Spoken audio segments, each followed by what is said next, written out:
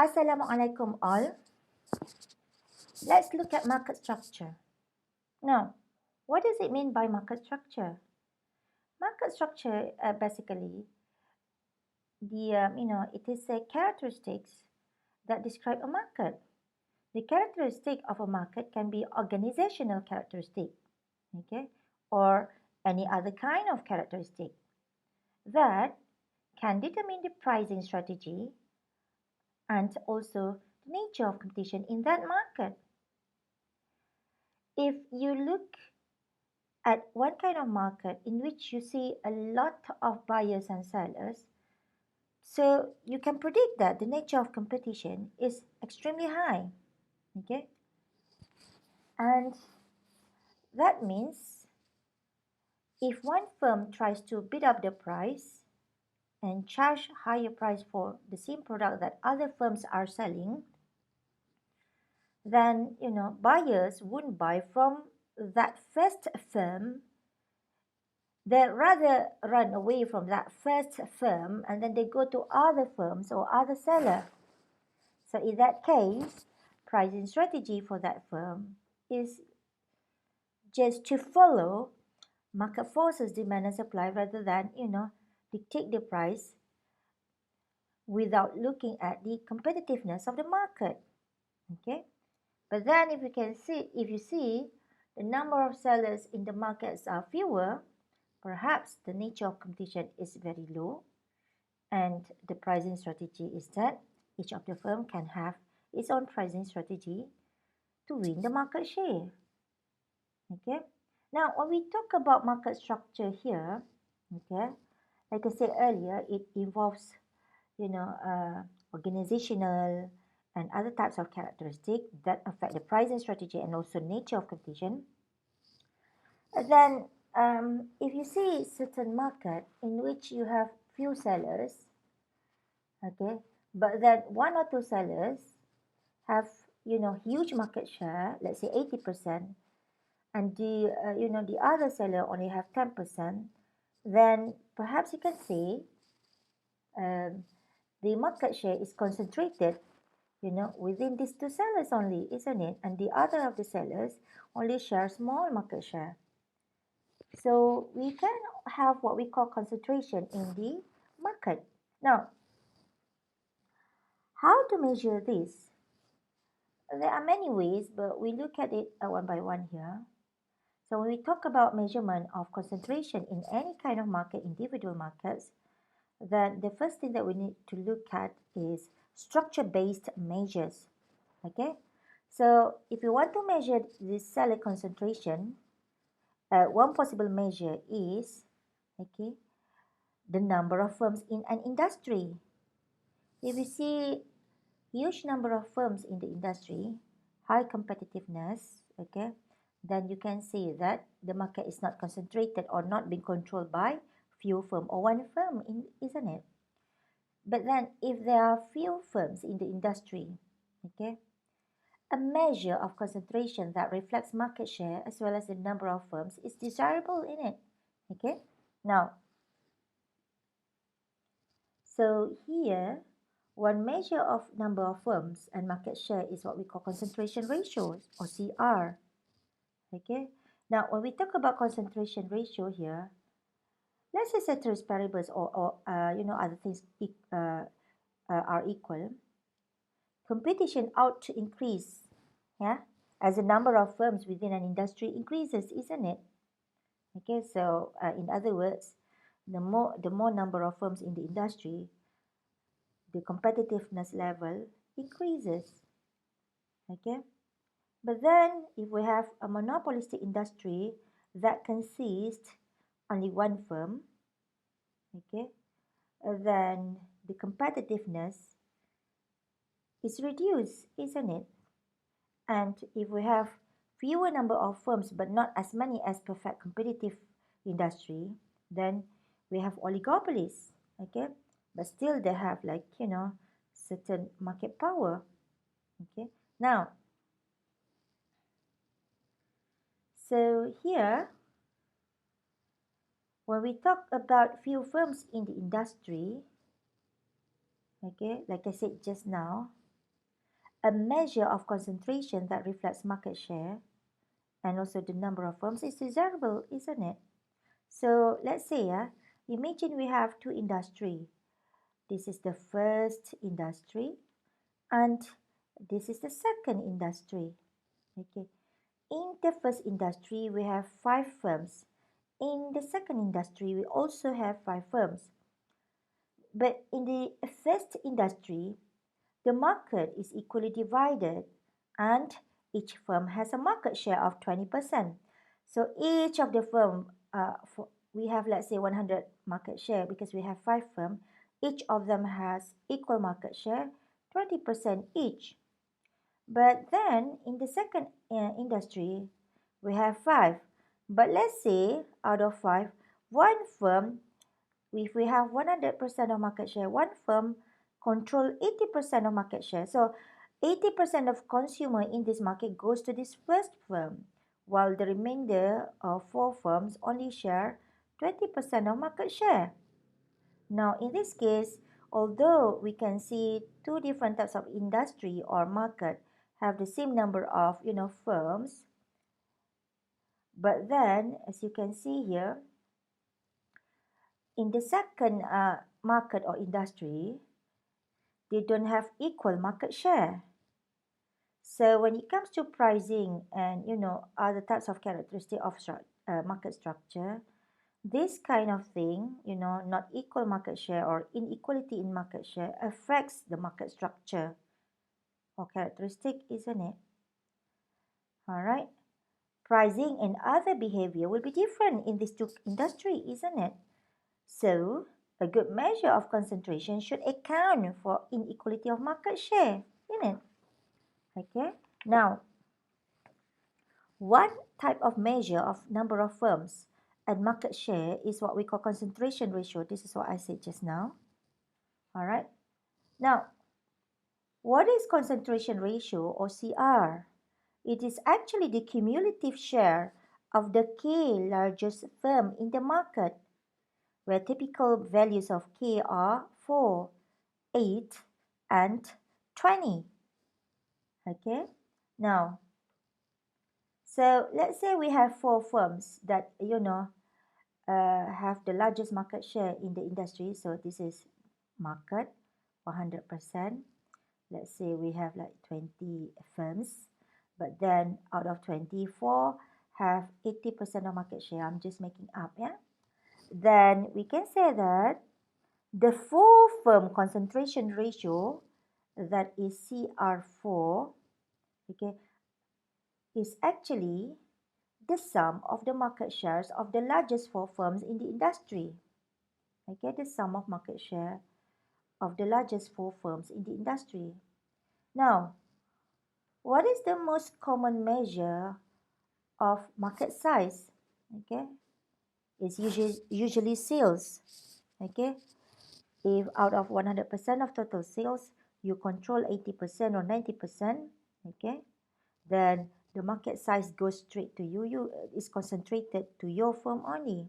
Now, when we talk about concentration ratio, CR, okay, the CR ranges, okay, from a value of approximately 0 for a perfectly competitive industry, okay, to a value of 100 for a monopoly. And this is logic because when we have perfect competitive industry, each of them, okay, concentration ratio, because they cannot, dictate the price, they are price taker, they are based on market forces, demand and supply. So obviously concentration ratio or CR is 0, approximately 0 or almost 0. But then for one single seller monopoly, the value 100% goes to him. Okay, and this type of measurements of market share by looking at sales, is easy to understand and easy to collect data, and therefore data is available for many different types of industry. But then there should be limitation of CR, One limitation of CR is that any given CR describes the percentage of market shares held by a specific number of firms in it. And is unaffected by changes in market share outside the largest firm. So let's say we use this again, yeah. So we know that 4 out of 20 firms has the largest market share, 80%. So we only know this, okay. But the remainder 16 here, we have 20%. If let's say next year this 16 that shares 20%, 1 out of 16 here share 15%, it's not included here, isn't it? Okay, so that's the weakness of or limitation of CR, okay, as a measurement of, you know, uh, concentration ratio. Yeah. So because of that, it will not necessarily give consistent rankings of the degree of competition within an industry, isn't it? Because you only account the largest market share for the most concentrated, firm. Okay. Now, not only that, yeah, the concentration ratio provides no information about the distribution of market shares among the top firm. You know that 4 out of 20, okay, have the market share of 80%. But then you don't know among these 4, do they have equal share or do they have unequal share? Perhaps the first firm, firm A, 30%. The second firm, firm B, let's say 10%, and so on and so forth, isn't it? So we don't know. Okay. Now, so here, knowing that the top 4 firms control, yeah, for example, let's say 80% of the market tells us something, but it does not indicate whether there is one dominant firm with another 20% or 30% of the market, or for fairly large firms, each with approximately, let's say, 20%, isn't it? We don't know. Okay. And changes in market share among the top firms will not change the reported CR as well, because we only know the total here. We don't know today A 30%, but next year A has the same 30% or not. Perhaps A can get 40%, half of it, isn't it? We don't know. We just know the concentration ratio, but we don't know what happens in between. Okay, now, but then alternatively, we have what we call Herfindahl-Hirschman Index, HHI, that takes into account both the number of firms, okay, and the inequality of market shares. This is the better measurement. This index is originally defined as the sum of squares of the market shares of all of the firms in the industry, and in mathematical forms, it is given by expression 1. You look here, HHI refers to Herfindahl-Hirschman Index, okay, or A, all right, is equal to what? S1 square, S2 square, until SK square, where K is what? K is the number of firms in the industry. Let's say the number of firms is in the industry is 20, then K here, the last one should be 20, okay. If you see number 1 here, subscript here, it refers to firm number 1. Subscript 2 here, it refers to firm number 2, so on and so forth. All right, and you square it. Okay, so that's Herfindahl-Hirschman Index. In the US, okay, when we have Herfindahl Index or Herfindahl-Hirschman Index of equivalent to, let's say, 1,000, they would consider it as a low market concentration ratio.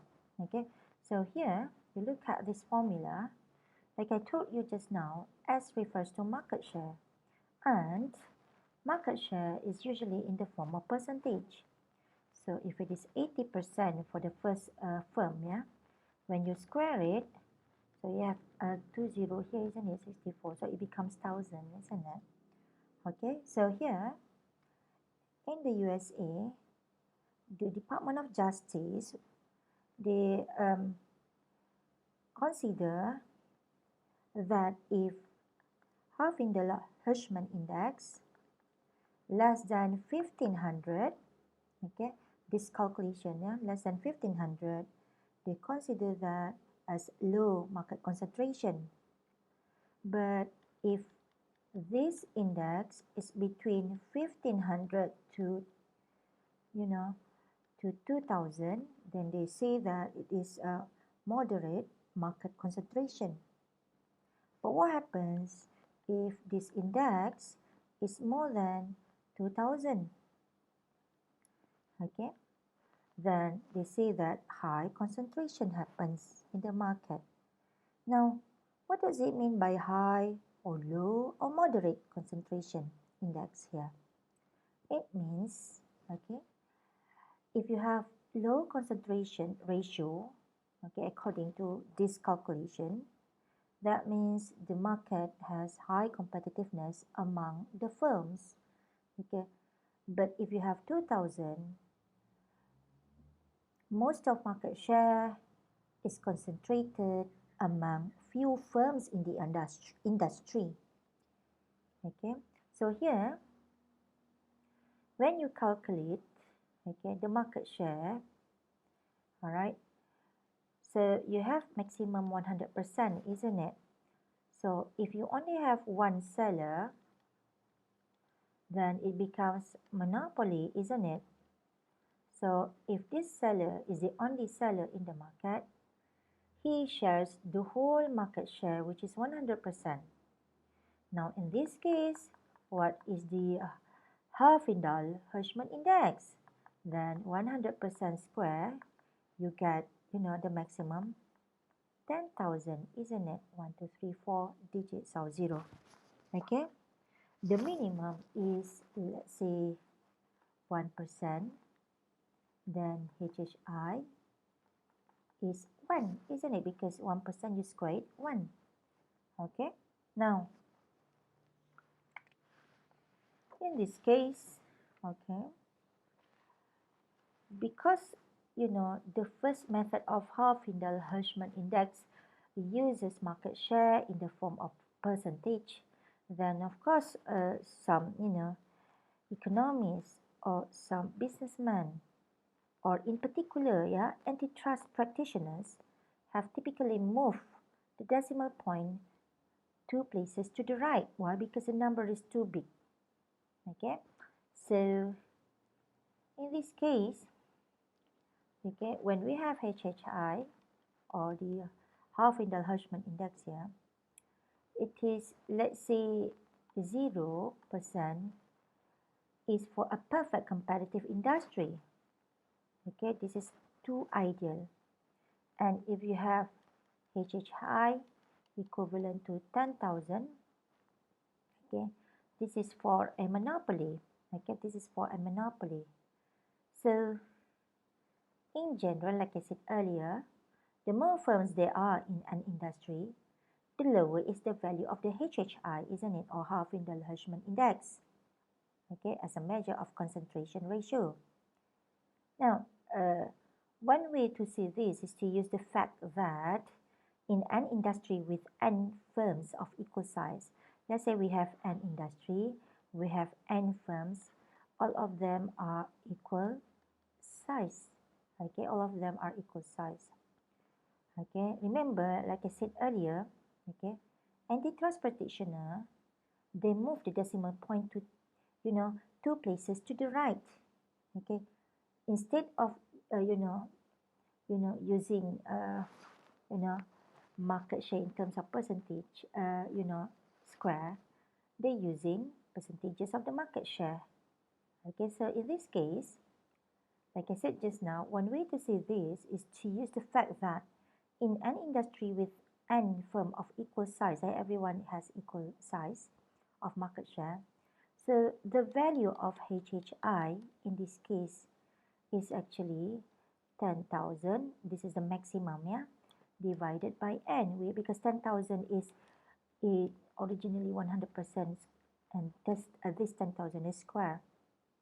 Okay, and therefore n is equivalent to 10,000 divided, let's say, 1,000 equal to n in this case. All right.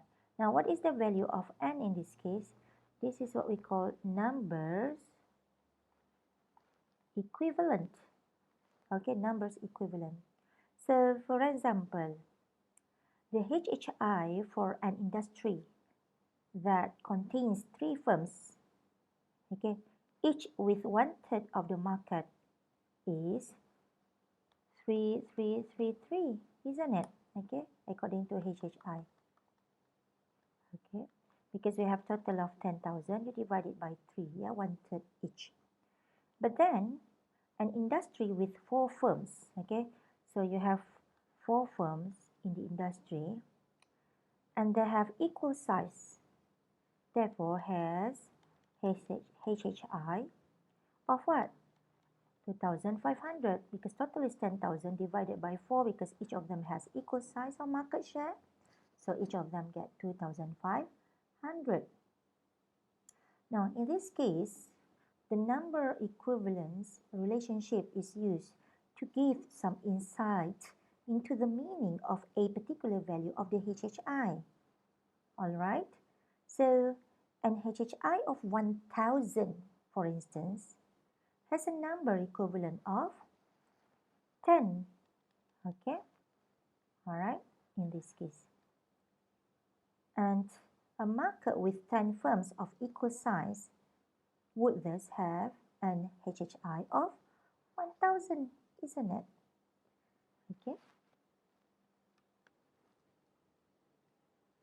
Therefore, we can say that the HHI increases as the market shares of a given number of firms become less equal, isn't it?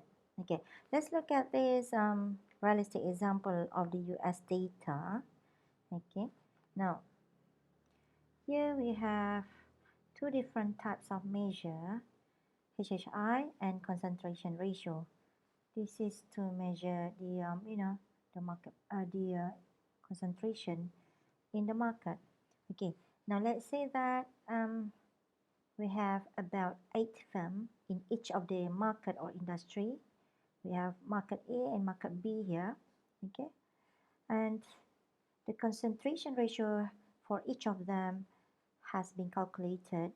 Same also for HHI. Now, if you look at concentration ratio 4 here, they choose 4 firms.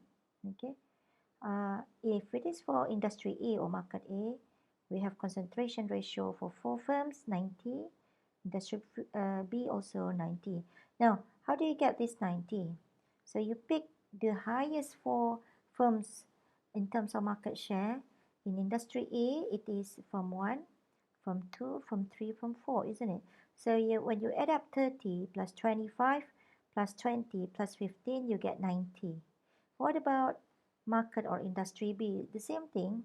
You add up all 4 firms with the highest market share, 70, 10, 5, and 5, then you get 90. So using concentration ratio, it gives you the same, concentration ratio in terms of percentage, 90-90 for each of the market or industry. And if we use Herfindahl-Hirschman index, then you remember the formula looks like this. Okay, you add up all the K or the number of firm, then you get 2,180 for industry A or market A, and you get 5,080 for industry B or market B. Now, if you look at Herfindahl-Hirschman index here, the highest index is for market B, although the concentration ratio is the same for both of them, isn't it? Okay, now here what we can say is that although both industry have a full firm concentration ratio of 90, okay, the Herfindahl-Hirschman index for market B or industry B is higher, which is 5080, more than 2180. Okay, so this reflects the less equal distribution of market share among the 4 largest firms in the industry, in particular industry B, isn't it? Because the most concentrated market share is for firm 1, and the second one is firm 2, which is highly in terms significant in terms of difference, 70 and 10%. Okay, now so if you can see the calculation of the four firm concentration ratio here, okay, data on only the four largest firm are used, isn't it?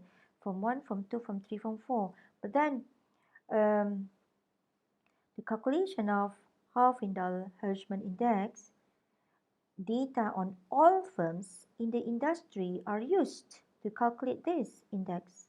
Can you see the difference?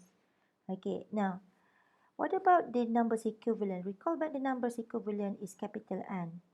You look at the number of equivalents here for market A or industry A, 4.59, for industry B, 1.97. Okay, can you try to understand the difference between these two answers here and try to compare them with HHI and also concentration ratio of firms? All right. Now, and if you look back at the Hofindal-Hirschman index here, okay, although they have the same concentration ratio, which is 90, but you can see industry B has the highest value of index, 5080, compared to industry A or market A. So why it happens? As you can see, from one, market share is the highest and very high, 70%. The second highest is far below than the first one, which is 10%, isn't it? So here, what we can say is that the Hofindal-Hirschman index is very sensitive to the market shares of the largest firm, in this case, firm 1 for industry B. And if you look at the formula, when it is 70, you square it, the value is huge, isn't it? 70 square becomes 4,900. You get what I mean? So this one contribute to the, to the highest value of HHI here. Whereas if you look at industry A, the highest is 30. So if you square it, then you get 900 only. It's significantly different, isn't it? That's why you get only 2,180 here. So again, the HHI is very sensitive to the market shares of the largest firm because the formula has square for market share value. Okay, so and because of this, it is very important to have accurate data on the market shares, of the largest firm in an industry. Otherwise, it will be overestimated and whatnot. So you can see that it is very important to have, the right data for the largest market share of the market shares of the largest firm, but less important to have shares of the smallest firm, because the smallest firm, if it is one, is not significantly increase the HHI calculation. Now, if we look at the next example here, this is also the US example in 2012, concentration ratios and HHI of selected industry. Okay, now this table shows four firm concentration ratios and HHIs for selected manufacturing industry. Okay, and if you see, compare and contrast this and this, okay, this and this, okay, and then this and this. Can you see? When four firm concentration ratio increases in terms of value from 45 to 79 to 87, you can see that HI for 50 largest companies here for each of the manufacturing industry, you can see the HHI also increases. So what we can say here is that there is a high correlation between the two measures of the market power. Okay, now, so the measures of market power can have different explanatory power when used in statistical studies of the effects of market power. So in this case, neither is unambiguously best. So actually both of them just complement each other. So we cannot say that, HHI is better than the four form concentration ratio or the other way around. All right. there is another more important issue than the choice of concentration measure, either to use concentration ratio or Herfindahl-Hirschman index. Yeah, the more crucial issue is actually the definition of the market. Why? Because the definition of the market really affects the thing that will be included in the calculation of concentration measure, such as concentration ratio or Herfindahl-Hirschman index. And who defines the market? It's not just like textbook definition of the market. When it comes to Herfindahl index, for a country, for different types of market, yeah, the definition of market must be made by, by the statistic department. Okay, so let's say we are talking about the USA example. All right, and in the USA, most of researchers, when they look at the concentration ratio, okay, they also question about the market definitions developed by the US Bureau of the Census. US Bureau of the Census, in Malaysia, we call it the Department of Statistics. Okay, now why they are so concerned about, the definition of markets developed by the Census Department in the US? Okay, because a market definition that is too narrow results in too few firms being included in the calculation and overstating the market power, isn't it? Okay, if you have fewer firms, then the market share for each firm will be bigger. Then of course, your calculation for concentration ratio or Herfindahl-Hirschman index will be higher and therefore overstating the market power. But then if it is too broad, okay, when we have too broad definition, we include too many firms, okay, in the definition. When too many firms, each firm has smaller market power, isn't it? Thus, understating the market power, okay, of that particular market. All right, now, for the case of US, for instance, yeah, what the Bureau of the Census or their Department of Statistics did was, first, they assigned the output of business units in the United States into 20 broad sectors of the economy. For instance, mining, manufacturing, finance, insurance, and educational services.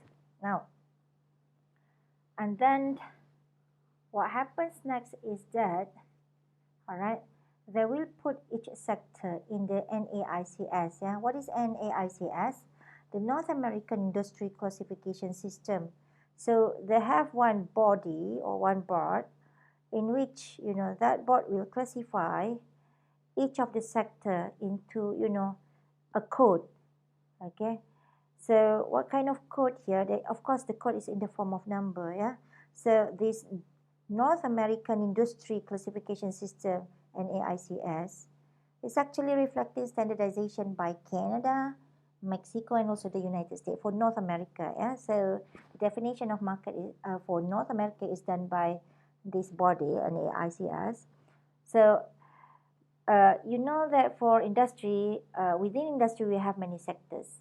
Okay, so for each of the sector, what NAICS does is it will assign a 2-digit code for each sector, and then that sector, of course, you have some division, isn't it?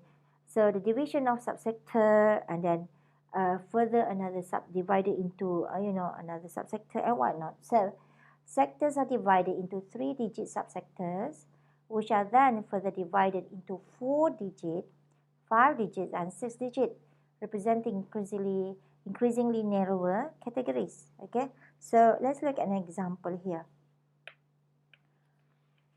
Okay, now here, if we see this example, you see the 6-digit, the last one here. Okay, so the 6-digit here defines a national industry, okay, which correspond most closely to economic market. Okay, now for here, let's say we have code the 2-digit only, 51. 51 is for the type of sector. Let's say the type of sector of 51, if we refer to the book, yeah, it has its own book report here for the sector. It refers to the information sector. When we add 3-digit additional number 5 here, 515, you make it become subsector. The subsector of information, what is it? Broadcasting, accept internet. And then you add another digit, it becomes 4-digit, 5151. This additional one here shows you the type of industry group. Okay, what is the type of industry group? Radio and television broadcasting. And if you add another digit 1 here, it specifies the industry itself. So it means within industry group, you have many industry, so this is industry group, okay? And then if you pick one industry, then you're talking about, the fifth code here. So industry, what kind of industry? Radio broadcasting only. It does not include television, okay? So it becomes narrower, do you see? And then with this kind of sector in the radio and television group industry, and specifically it is about radio broadcasting industry, then is it national level or what? So it is US industry, radio stations, okay? Now, so that's the thing. So here, you can see that the Bureau of the Census, or in our case Malaysia, the Department of Statistics, assign a code to any given plant or factory according to the primary product of that plant as measured by sales, yeah? Okay, then what happens next is that then total sales and firms shares for each level to calculate measures of concentration, yeah? Publishing both types of measurement, concentration ratios, and also Half-Indel Hirschman Index. Now this body is, okay, the NAICS, what it does is, it groups establishment that use similar production process together, okay? So here, after the definition of market being done, specifically and meticulously here, then they have an example of industry pair that is too narrowly defined or too broadly defined, okay? So for instance, yeah, if we talk about too narrowly defined, okay, we can have two different types of industry. The first one is beet sugar, and another one is canned sugar. Both are sugars, but what's the difference? This one comes from beet, this one comes from can, okay? Now, here, if by naturally, as you know, ordinary people or laymen, we can see that both types of sugars are just, competing among each other, isn't it? If I'm a firm that produce sugar using beet, and you're producing can to produce sugar, so both of us are competing each other, isn't it? Because both types of sugar can be substituted to each other, okay? That's what we understand as ordinary people, or as economists. But to those in the Department of Statistics or Bureau of Census, because they need to define beet sugar in what kind of market, in what kind of industry, so they say that, okay, so let's say you look at this number. Beet sugar is, beet sugar manufacturing is defined as this, 311313, and for cane sugar is 311314. Can you see? They are from the same sector, 3131, okay? They are from the same subsector, 11 for the third digit, and then they are from the same industry group. Looks like, substitute, isn't it?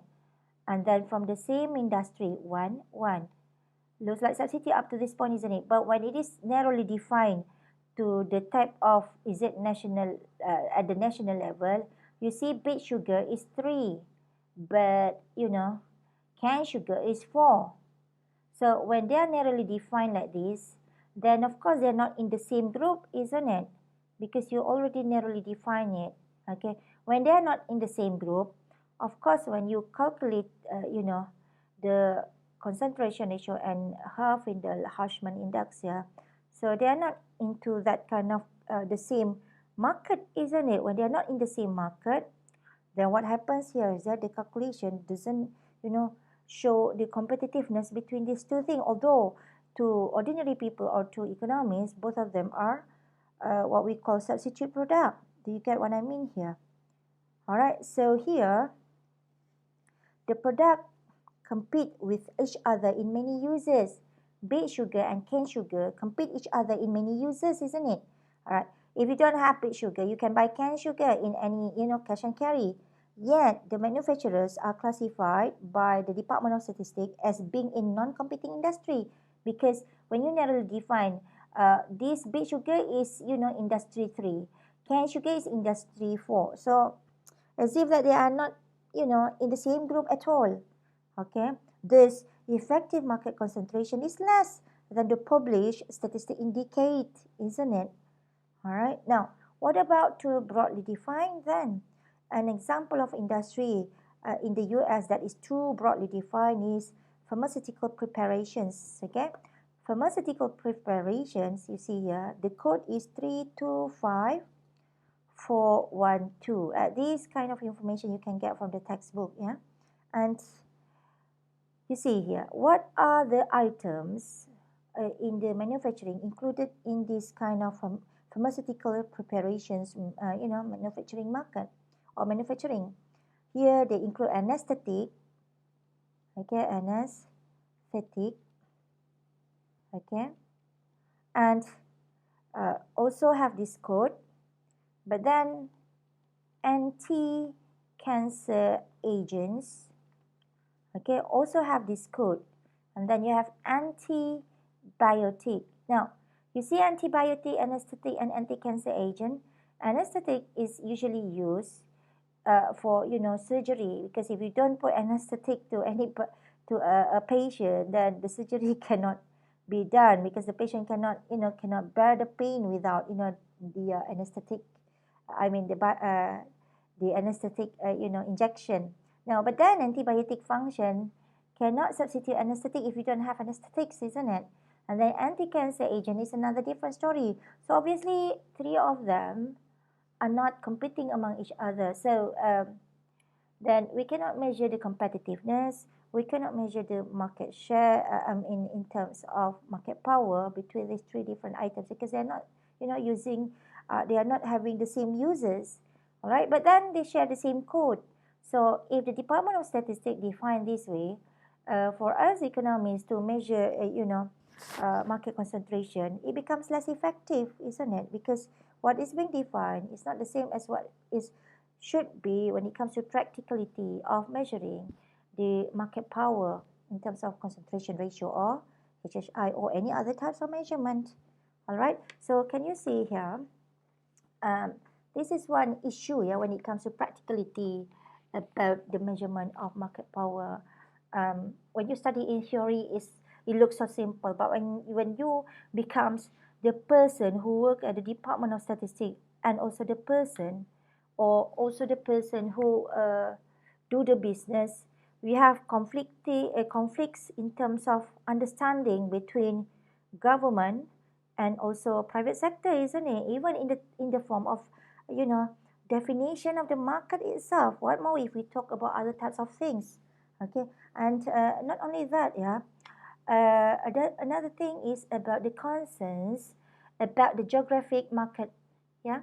Okay. So, and in this case, yeah, when we talk about the geographic market here, all right, the Bureau of Census, in our case, the Department of Statistics, yeah, reports only information for the US.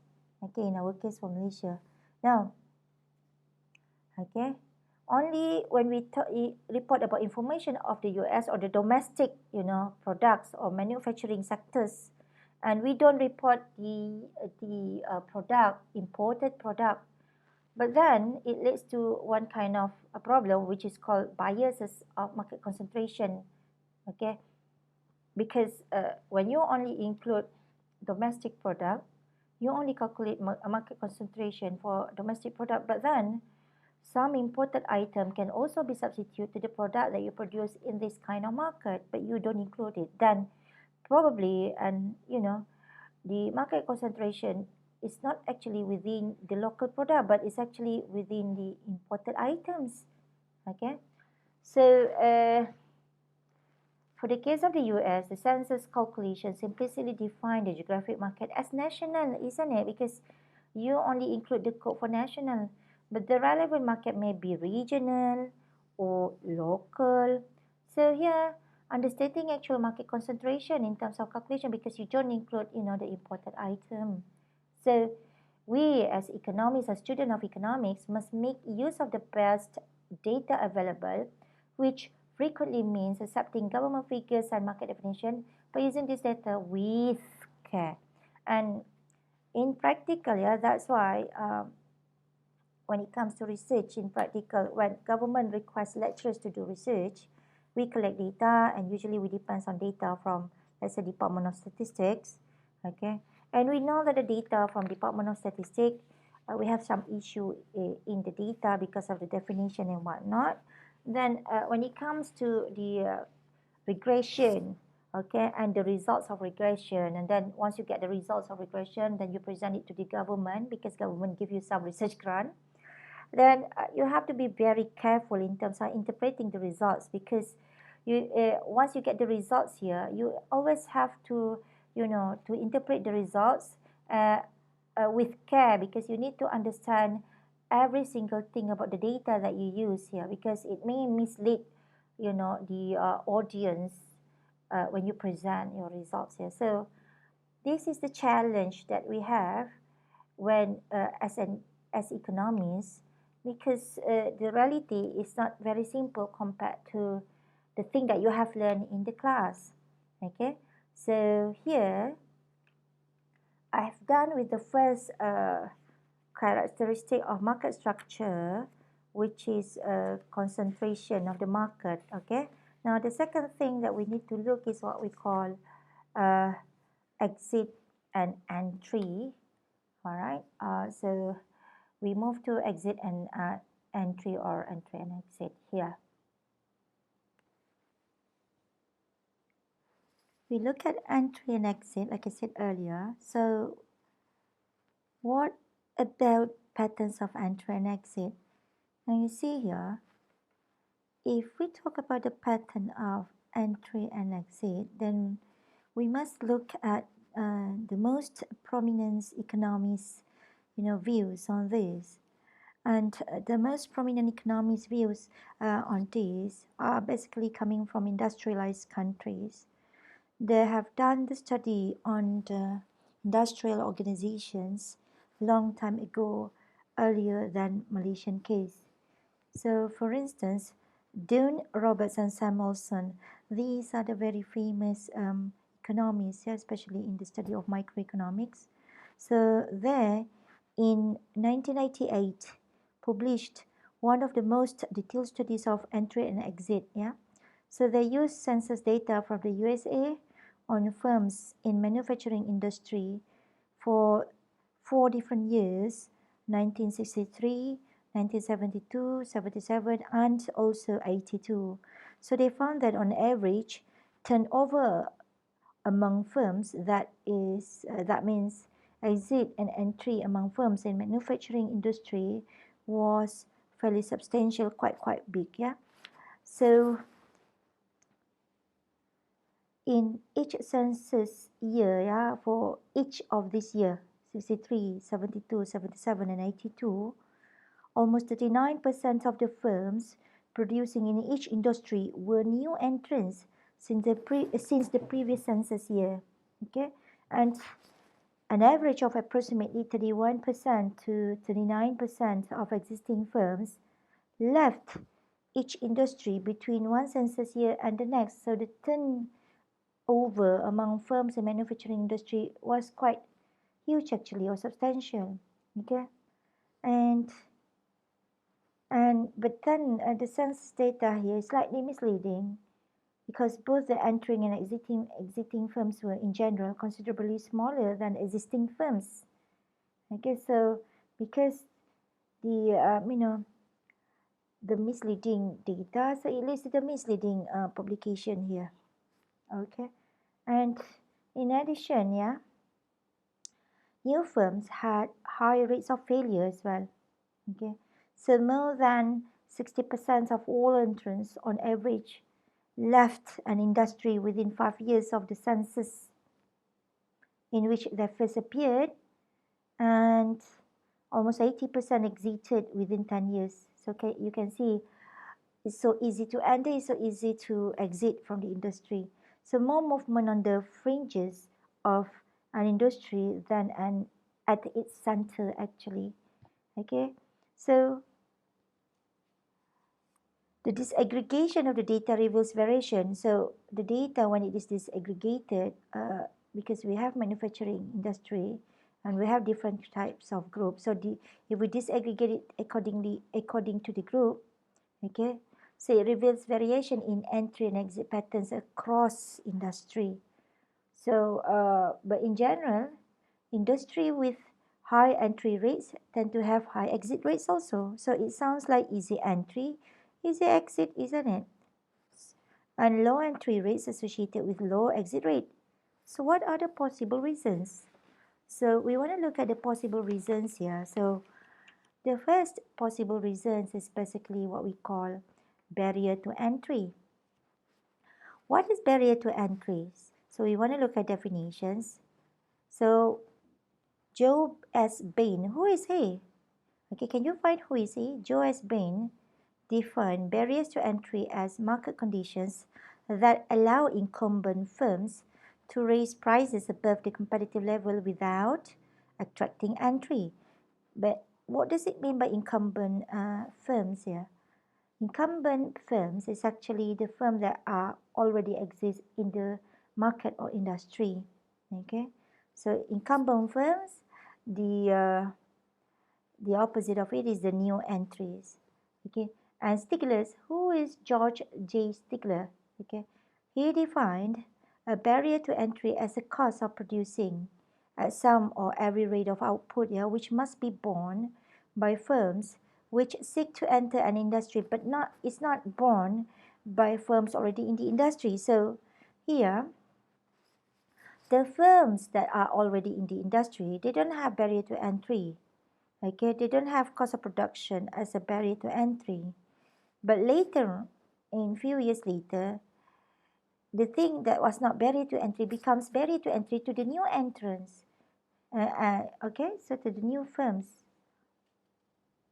Okay, now, so here, Stigler views that the cost disadvantage faced by an entrant forced to produce at suboptimal levels, okay, below the optimal levels, as a consequence of demand conditions. Okay, sometimes demand is too low, so you cannot produce too much and you cannot survive. Okay, now, so our discussion of entry barriers in our study here is going to use, Bain's determinants of the conditions of entry as a starting point. Okay, so here, when we talk about, Bain here, we have what here. Okay, so the key distinction whether economies of scale constitute a barrier to entry or not. So Bain says that yes, do barriers to economies of scale can and sometimes do act as an important barrier to entry into an industry. But what about Stigler? Is he said economies of scale are not an entry barrier as long as both incumbent and potential entrants can operate on the same cost curve, which is impossible in reality. Yeah. So, like I said earlier, our discussion or our study here in this module, we are going to use Bain's determinants of the conditions of entry as a starting point because Stigler assumption here is almost impossible to apply in reality. Okay. Now, so when we talk about economies of scale here, I'm sure you have heard this term in the principle of microeconomics and also intermediate of microeconomics. Okay, this is just one example of reason why it becomes barrier to entry. Yeah? So economies of scale exists if the long run average cost falls as the volume of output increases. So it's like, if you double your input, your output that you can produce is even more than double because the output you produce is even more than the double amount of input. That's why you can cut costs per unit. Okay, so when you can cut cost per unit, you can see average cost, especially in the long run, reduces. Okay, between zero output to Q1 here. Yeah, this is what we are talking about. Okay, but then how economies of scale can act or can act as a barrier to entry. It is because firms must be able to produce at least, okay, at least the minimum efficient scale in order to minimize costs. Not all firm can do that because you need high tech. In order to get high tech, you need a lot of capital. So if you don't have enough capital, you cannot purchase new technology to produce at the minimum efficient scale. Only big firm, only firm with with high capital can do this. All right. Okay. So here, and the number of firms, yeah, of at least the MES or the minimum efficient scale that can exist in an industry depends actually on the position of the market demand curve. All right. So if the demand is not sufficient or not enough in the market to allow more firms to enter and produce at the MES or even higher, then economies of scale can act as a barrier to entry in this case. Okay, now we can try to explain this in the form of graph. We have three different frames of diagram here. Okay, let's say this is graph for A, for B, and for C. Okay, in the graph for A, so here we have cost per unit. Again, then we have quantity here. All right, so long run average cost looks like this. Okay, so this is long run average cost, and let's say okay, let me erase this one is incorrect. Let's say the demand curve is here. Okay, so this is the demand curve, I call it D1. As you can see here, D1 is sufficiently low because you can see the quantity, the maximum is here only. So the demand is sufficiently low that one firm can satisfy demand. You don't need many firms to satisfy demand. And even one firm can satisfy demand here, it still doesn't reach the MES or minimum efficient scale. Yeah. So in this case, okay, economies of scale act as a barrier to entry, isn't it? Because one firm is sufficient enough, but still the demand is too low. So if new firm enter, then new firm produce at suboptimal level rather than the optimal level because the demand is too low. But then in graph B, let's say I have something like this, yeah. So this is long run average cost and demand is here. Okay. So what happens in B here? Demand is very high actually because if you have quantity here, cost per unit here, demand is moved towards more quantity to the right, isn't it? So if we can have several firms could produce and sell enough output to minimize average cost actually. So in this case, one firm is not sufficient because demand is too high. So one firm cannot meet the demand. So if you have several firms, it's sufficient enough. And then you can reach minimum efficient scale and then you can, reduce the cost of production. But if you have the third one, so cost per unit is here and quantity is here. So demand is here. And then the cost is quite small, which is magnificent. Okay. So in this graph for C here, alright, it shows a situation where the MES is very small relative to the industry demand, so D3. In this case, if more firms can enter because the cost is low and the demand is high, so more firms can meet the demand, isn't it? So here, the economies of scale are more significant barrier to entries in the first graph here than the second graph and the third graph. In the second graph and the third graph, you can have some number of firms enter into the industry in the second graph and more firms can enter into the industry in the third graph here. So the second and the third graph are more competitive, relatively speaking, compared to the first graph, isn't it? All right. Okay. Now, so the key understanding to the argument, the key to understand the argument about economies of scale as a barrier to entry is what? Is to recognize that incumbent firms or the firms that already exist in the industrial market have already built MES plants or factory, yeah? Okay, and potential entrants or potential firms that think that really want to go or to enter into the industry must think carefully about the effect of entry on the market price, especially of the product and about how incumbent firm will react to entry. Why? Because if incumbent firms produce the same amount of output after entry of the new firms as they did before entry, okay, then entry of another firm at the MAS may drive price below average cost. Okay, so here losses will be large if the MAS represents a large percent of the output of the relevant market, and if a firm incurs a significant cost disadvantage by producing at a suboptimal scale. Additionally, if a firm has to incur substantial sunk costs to enter an industry, the possibility of sustaining economic losses may deter entry also. Yeah. And another possible barrier to entry is what we call absolute cost advantage. Okay, so we can explain this using graph basically. So we have graph here. Okay, we have average cost for both incumbent firms and also potential entrants. So of course, for those firms who are already in the industry or incumbent firms, the cost is very low, which is at 10 here, yeah. But for the new entrants, if they enter into the industry, then their cost is a bit higher, which is 15. Okay, so here, okay, if you consider any price above 10 but below 15 in between this gap, yeah, in between this gap, then we can say that an established firm makes positive economic profit, isn't it? Which would normally attract entry. Okay, why? Because if you are in the industry and you sell price somewhere here, let's say 12, okay, so the new entrants would see this as a possible profit if they enter into the industry. That's why it could attract the the new entry.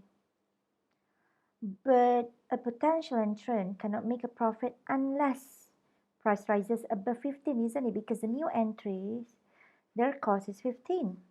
Okay, so they won't enter. So what factors could lead to a gap between the average cost here, between 15 and 10, of established firms and potential entrants? There are about three. Number one, for the incumbent firm, they may already have control of a crucial input for the production. Okay, so when they already have control for a crucial input for the production, then they can have a lot of say for the price of input. So because they have a lot of say for the price of input, then it could reduce their cost of production.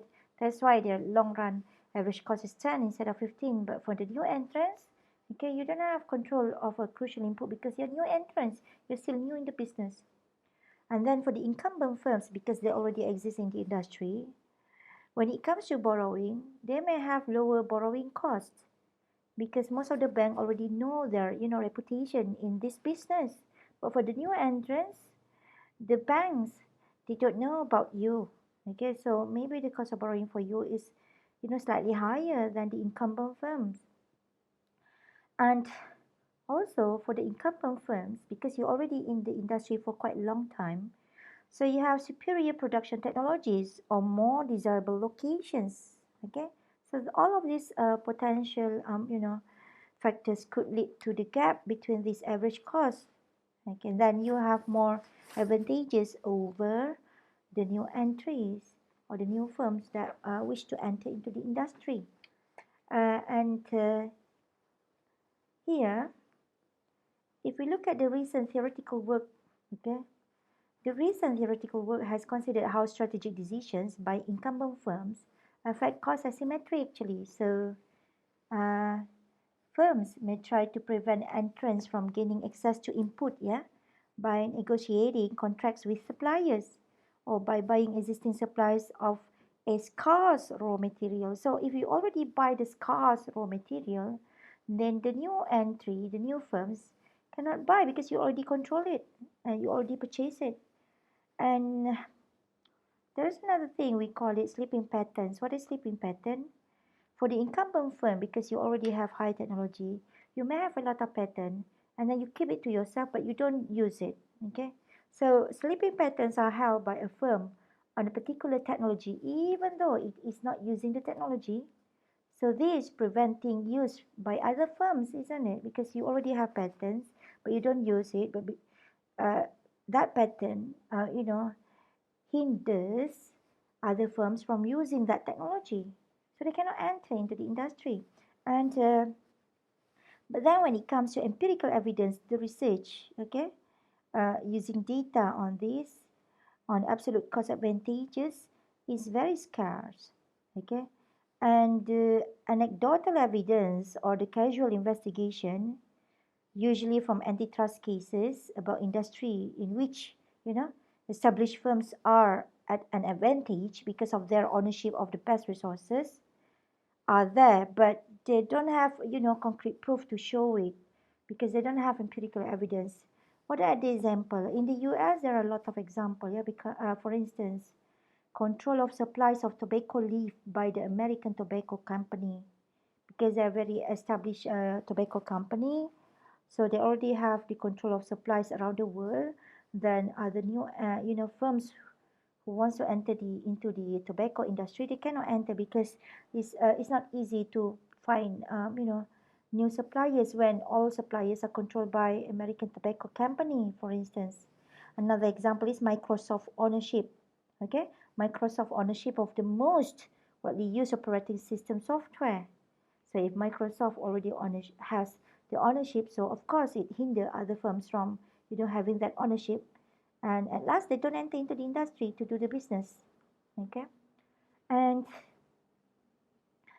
so here, this is what I said just now. There's another possible barriers to entry. We call it capital cost. Okay, so in general, okay, the larger the minimum efficient scale, the larger will be the amount of financial capital required to enter at the MES, isn't it? So if it requires a larger amount, then of course new firms cannot enter into the industry because new firm, they basically still have higher costs of production. Okay, now here, when we need higher cost of production, so the fund to for this is generally must be borrowed if you are a new firm, basically. Yeah, even the existing firm also, they need to borrow money in order to you know to cover this very very large amount of financial capital in order to achieve minimum efficient scale. So when it has to be borrowed, so of course you have to pay interest. Okay, so if new firms have to pay a higher interest rate on borrowed funds than established firms, so they face barrier to entry because new firm, higher cost means that's it. And the effect is greater the more capital investment a firm needs, yeah, to finance in order to enter the efficient size. So that's why they cannot enter into the industry. The higher the capital you need to borrow, of course it becomes very difficult for you to get the fund, and of course you cannot enter the industry. Okay, now why might new firms have to pay more for borrowed funds than established firms? Okay, perhaps creditors may charge new firms a higher interest rate, okay, to compensate for a higher risk of bankruptcy and default of on loans, basically. Okay, imagine if you're new firms and you have to face higher costs and you borrow. So of course the amount of borrowing is very high, and if you cannot make profit, then you're doomed. And uh, the relationship between risk and firm size could therefore be another reason for financial markets to charge entrants a risk premium, since larger firms are more likely to be able to spread risk. Yeah, because when you are large firms, then you already produce many different types of products.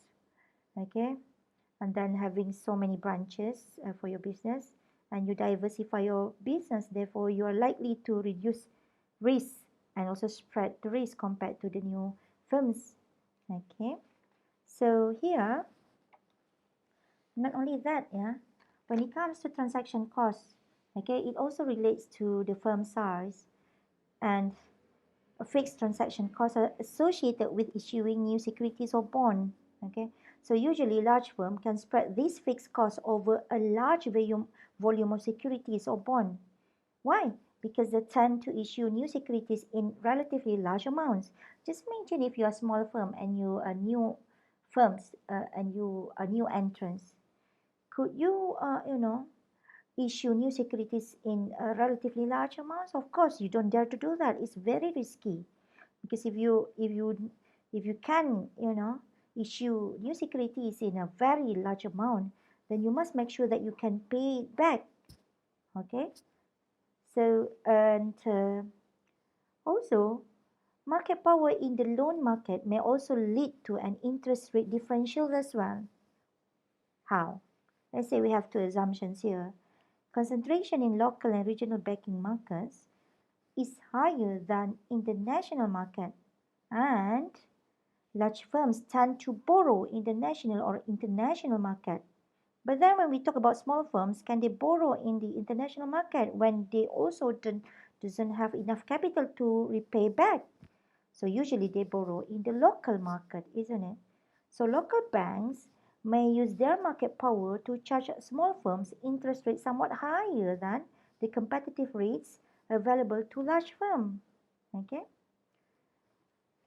Now,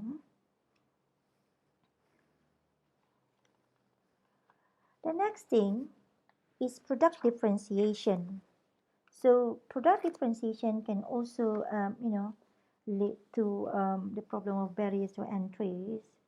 Okay, when we talk about product differentiation, what does it mean by product differentiation? Recall back what you have learned in your first year and second year of principal and also intermediate microeconomics. You differentiate product even if you produce the same type of product, let's say shampoo. Your shampoo is not the same as other firm shampoo in terms of smell, in terms of its function, in terms of color, in terms of brand. So it creates somehow market power because some customer or consumer only purchase some kind of brand of shampoo.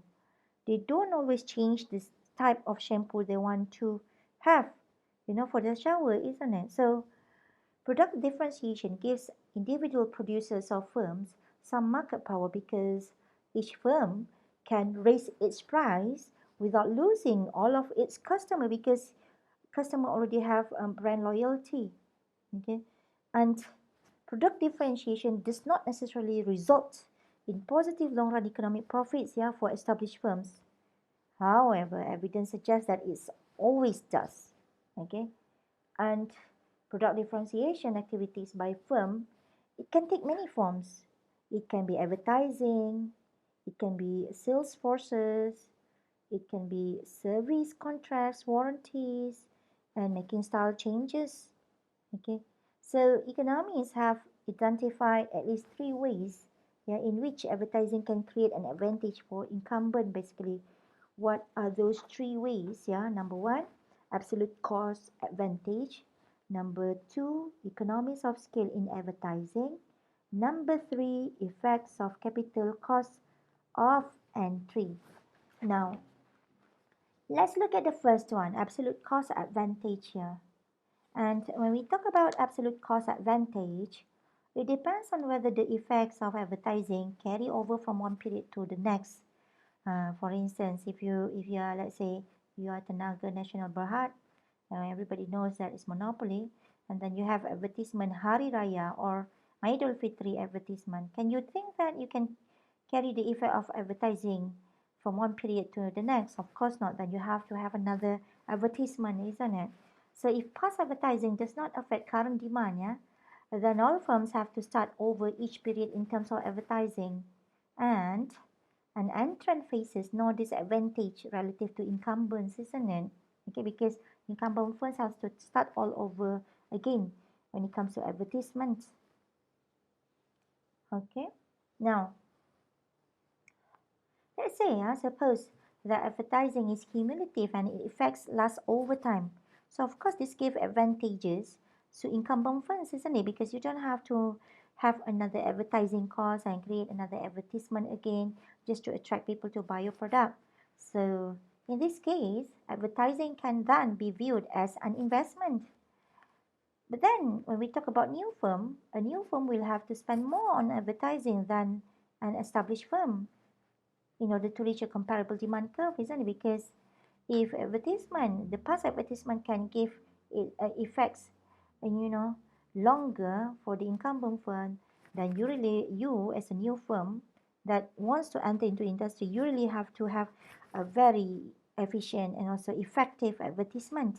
Okay, so even if the established firms spend nothing on advertising in the current period, yeah, it still inherits some stock of advertising from previous periods, because previous periods advertisement already create brand loyalty among customers or consumers. So the advantage to the established firms depends on the extent of carryover actually. Okay, now how much carryover exists from one period to the next actually varies across industry and across types of products, yeah. And that's why some products you can see all advertisements still can have some effects to, on consumers. Okay, and consumers are still influenced by the quite old advertisement. Okay, for low priced frequently purchased products, okay, advertising depreciation rates seem to be fairly high actually, with effects dying out in 3 to 9 months. Then the firm has to make another advertisement. Okay, but for other types of products, especially higher priced, yeah, infrequently purchased goods, yeah, not you don't buy that goods quite often, then cumulative effects of advertising on sales continue to occur for 2-3 years. And for instance, cars, yeah, it's very expensive. It's not like shampoo brand. You can see different types of shampoo brands. You can see this month this is the advertisement, next month there's another new advertisement. But car, you don't you really see it quite often. This month this car, Toyota produced this car and then advertise it this month only, but the same advertisement can go for like 6 months to 1 year, for instance. Okay, so here can you see if we talk about advertisement here, if the effects can last over time for incumbent firms. Okay, so it means past advertising affects current demand, isn't it? Then advertising creates an absolute cost advantage for the incumbent firms. Yeah. Okay. Now, what about the second thing here? We call it economies of scale in advertising. Okay. Economies of scale in advertising, okay, can exist for several reasons. So, what are those reasons? Okay. There may be a threshold below which, yeah, advertising has no effect on sales at all. Okay. Because if a message must be heard several times, or if there is a minimum amount that must be purchased, okay, then advertising has no effect on sales at all. And the cost of this minimum amount of advertising, like any other sunk fixed cost, leads to decreasing average cost as the quantity of output increases. Okay, and increasing returns to advertising over some range also occur if volume discounts are given for advertising. Now, when we talk about economies of scale in advertising, what's the importance of economies of scale in advertising? It's very difficult to estimate, and it varies, it changes across industry, because this industry is not the same as the other industry in terms of the significance of economies of scale. Here, products which repetition contributes to the effectiveness of advertising, you should have more advertisement, isn't it? And products that must be advertised nationally are likely to exhibit economies of scale. Okay, you imagine, yeah, the difference between Petronas advertisement and also, let's say, dendang. You remember dendang, the chickadees, Malay call it chickadees, okay? If you advertise nationally, Petronas, everybody knows it. Even, Hari Raya advertisement long time ago, even if it is not related to petrol at all, you can still remember it now. But when you talk about dindang, okay, maybe some of you haven't heard about that, that kind of snack, okay. So if you want it to be, effective, you must advertise it nationally. For dindang, the cost of advertisement is very expensive, and dindang is just, small, snacks compared to Petronas. So the cost for dindang is very high compared to Petronas, which is, quite established firm. But of course, comparison between these two is not fair, because Petronas is about petroleum and dindang is about snacks. Yeah, I just want to show you, so that you can understand. But in fact, my example is not, a good comparison. Just want to make you clear in terms of, effectiveness of advertising. Actually, not about the comparison between two different types of industry. It's not about comparison between two different types of industry. Okay, anyway, now the last one is effect of capital cost of entry. Okay, so let's say if the effects of advertising carry over substantially from last period to another periods, or let's say economies of scale in advertising are very significant or important, then entry costs will include not only the cost of physical factory or plant, yeah, and equipment, but also the fund for advertising. And the fund for advertising is very expensive. If you're a small firm, then you have to borrow. So capital markets are likely to regard investment in advertising as a sunk cost, as a fixed cost, because if you do it once, then that's it, and therefore it's very risky. Okay, the riskiness of investment in advertising. Okay, if you borrow money from the bank and then you use that money for advertisement rather than producing a product, would result in entrants paying a high interest rate for such funds. So, the capital cost of entry is very expensive. That's why small firms and new entrants, they don't really enter into the industry if they think twice about advertisement costs. Yeah, if advertising has some effects, positive effects on the sales, basically. So we have done the barrier to entry. We have talked about the negative thing, about the difficulty to enter into the industry, especially to the new firms. Why don't we talk about the positive things, which is incentives to enter? Now, what makes firms really want to enter into the industry? Okay, so generally speaking, there are about 3 reasons here. Number one is, of course, because of the main thing, expected profitability. Okay. And number 2 is about market growth. Yeah, there are only 2 actually, the main thing. Now, when we talk about expected probability, in theory, there are some predictions that profit maximizing firms will enter an industry if the net present value of expected profit appropriately adjusted for risk is positive.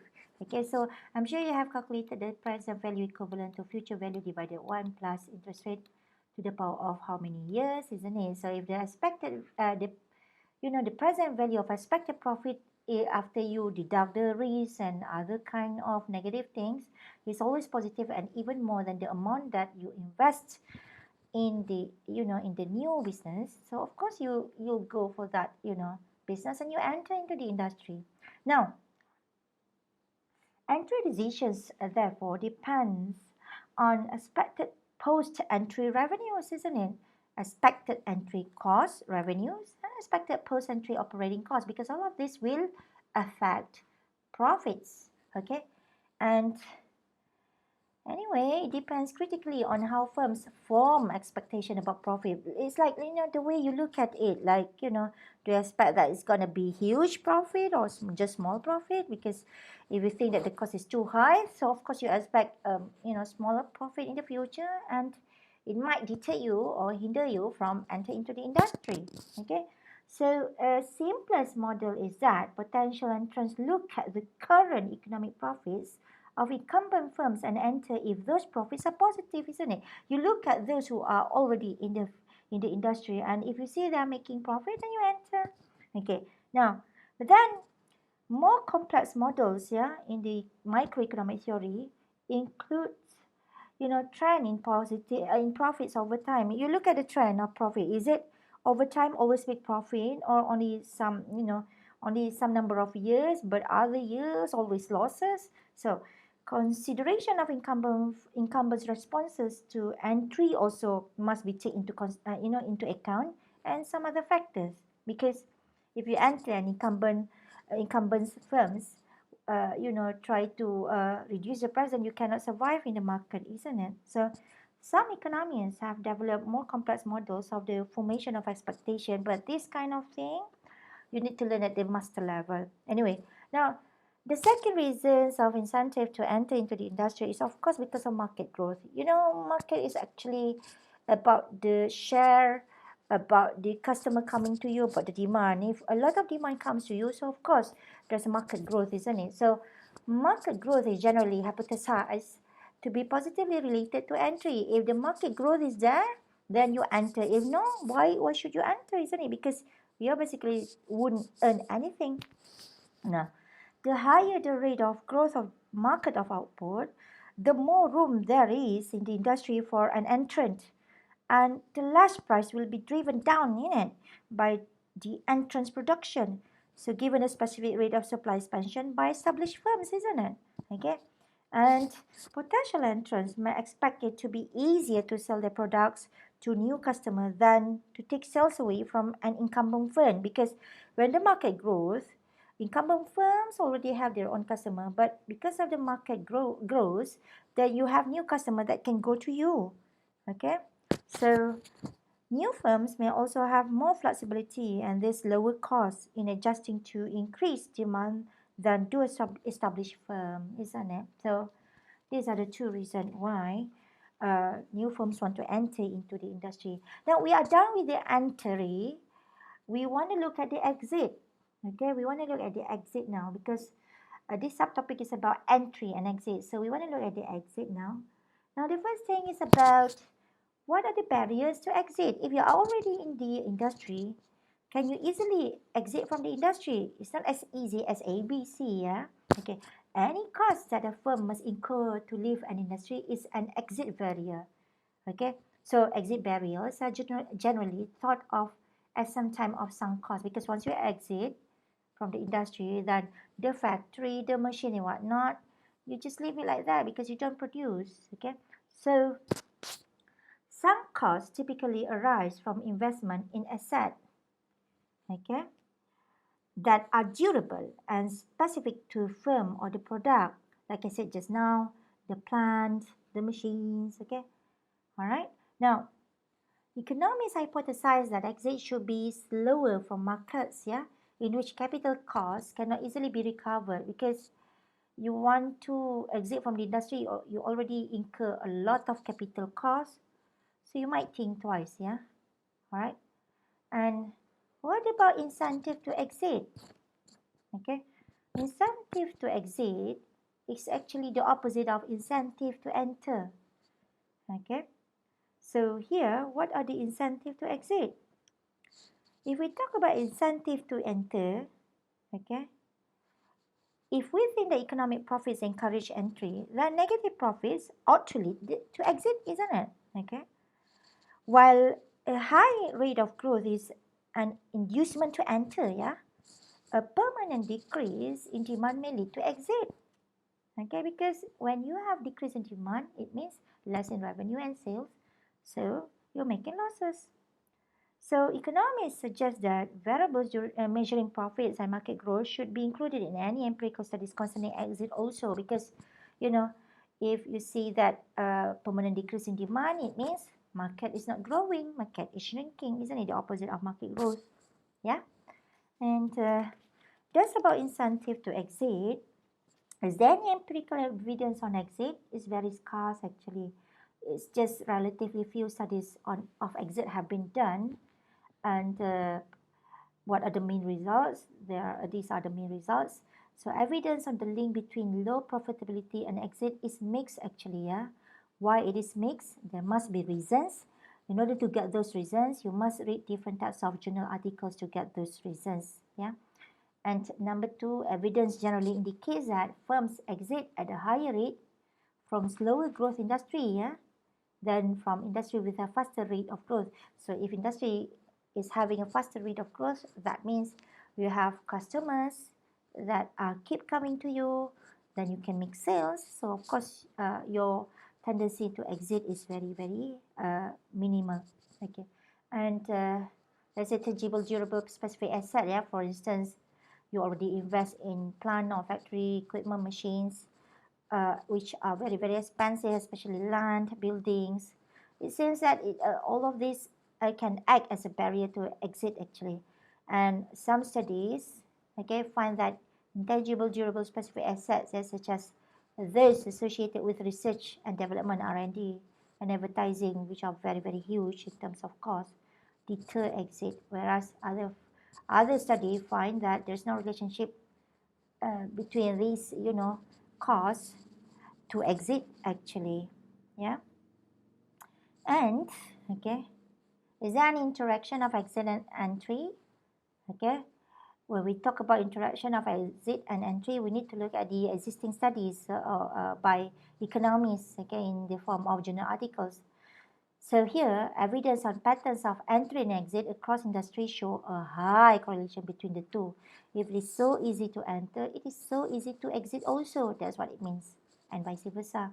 And at least two hypotheses predict a high correlation between entry barriers and exit barriers also. And probably, common factors of, entry barriers and exit barriers also exist. For instance, high sunk or high sunk fixed costs, which create both barriers to entry and exit. Okay, and there may be, relationship between entry and exit basically, or interdependency. Okay, but then economists have not done much work examining the interaction between entry and exit barriers empirically. They just have, casual empirical investigation, not really a rigorous empirical investigation using, collection of data and rigorous econometric methods and whatnot. Not many actually. While the two market phenomena of entry and exit are related, the nature of the relationship is still unclear. So perhaps this could be another gap in the study that, can be researched by, potential economists or potential graduate student like you guys. Okay, so that's it for, for market structure. And thank you very much.